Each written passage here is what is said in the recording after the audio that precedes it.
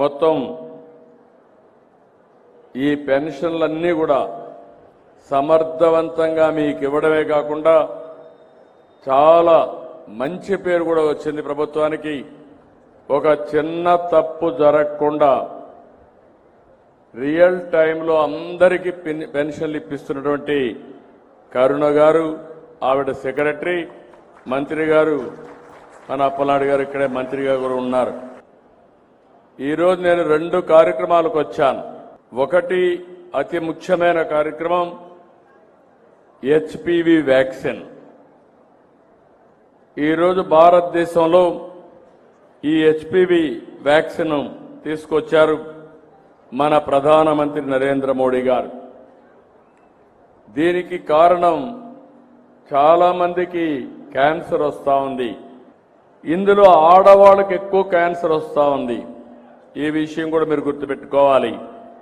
Breast, రొమ్ము cancer కానీ, cervical cancer కానీ ఎక్కువ మహిళల్లో వస్తుంది.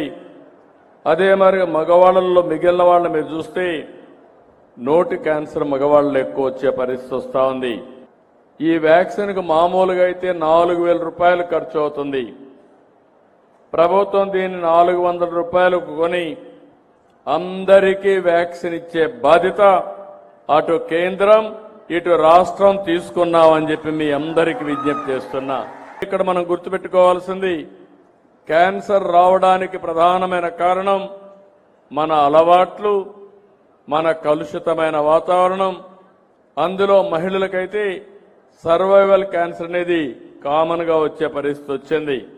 రాబోయే రోజుల్లో క్యాన్సర్తో ఎవరూ చనిపోకుండా ఉండాలంటే ప్రతి ఆడబిడ్డకి ఈ హెచ్పివి వ్యాక్సిన్ ఇవ్వాలని, ఎంత ఖర్చు అయినా దీన్ని ఇచ్చే బాధ్యత ఈ ప్రభుత్వం తీసుకుంటాయని చెప్పి మరొకసారి విజ్ఞప్తి చేస్తున్నాను.